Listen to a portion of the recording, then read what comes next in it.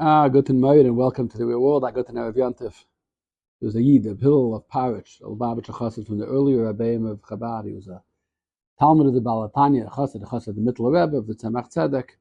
There was a story that he once came to his Rebbe by the Tzemach Tzedek, the Yom Kippur. Erev Yom Kippur, people come around for tzedakah. It's a big day. The plates are out in the shuls, and it was already close to Chatzais. And he came out of the base medrash of his Rebbe, and there was a woman waiting there in Almana, and she said that she was getting evicted from her home.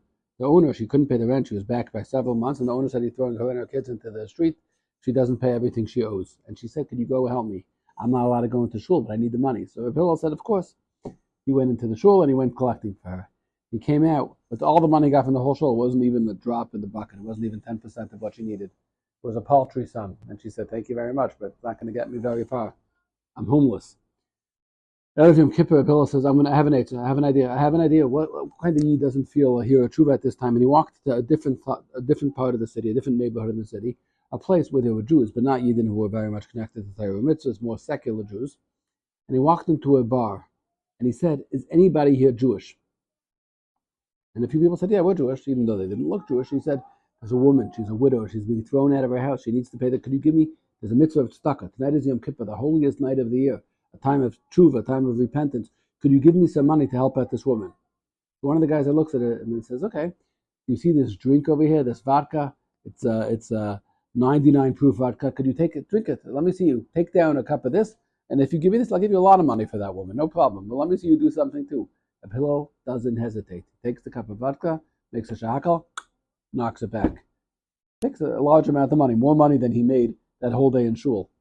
A guy at the next table, another Yid says, yeah, I'll do the same thing, same deal. Drink this cup now, and I'll give you that same amount. Okay, and Hill takes it.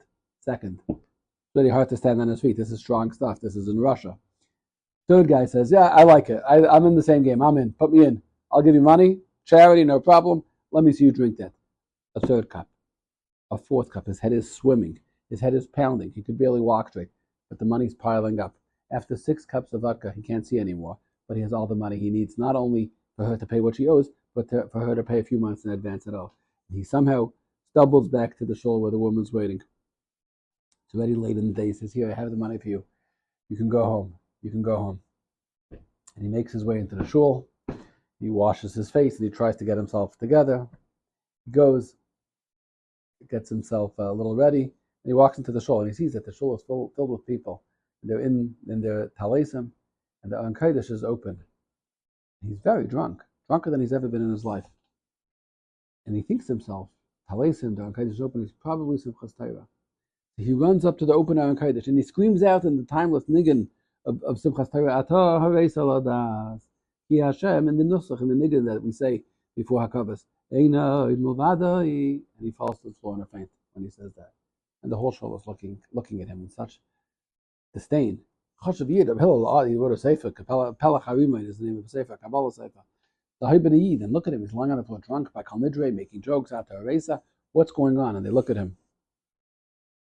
The Ilm was very down, very scornful of what they saw. Seemingly Chashav Yid, a Chassid, was drunk of Yom Kippur, so drunk that he came into Kalnidre stoned. They didn't get it. And the Rebbe got up and he turned around and he said, let me explain you something.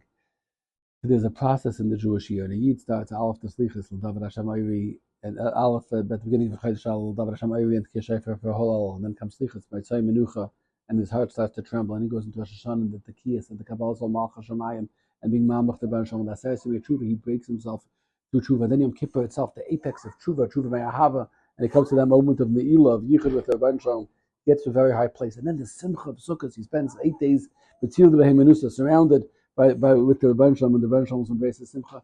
And then, after climbing the ladder of Elul and Tishrei, finally, the high point of that is Simchas Torah, where a Yid is finally able to say those words, Einaid Milvadai, there's nothing besides him. He says, Rabbi Hillel, with his Mesiras Nefesh, what he just did today, he broke himself for a mitzvah, so much so he gave himself away, that he's able to get there. He's already at Einaid Milvadai now at Yom Kippur. He skipped through everything and he's already at Einaid Milvadai. That's the story. That's what the Tzemach Tzedek said. That's the story. The takeaway from the story, I think, is that whatever Rabbi Hillel of Parich was able to do with his Mesiras Nefesh, with this Almana, think about a mitzvah. A person has a chance like that once in his lifetime, if they're lucky to do a mitzvah like that, every Yid gets to. That's what the Rebbe was saying by Simchas Torah. At the end of the process, we're going into a Yantif now. At the end of this rank, we're holding where Rabbi Hillel of Parich was after he raised that money to save an Almana's life. let's go into it appreciating the gift that we have to be able to say Eina and really feel it with every fiber of our being. So much tshuva, so much yira, so much simcha, so much bitachon that we've internalized over the last few weeks. All that expresses itself finally in this Eina Milvada Get Yantav.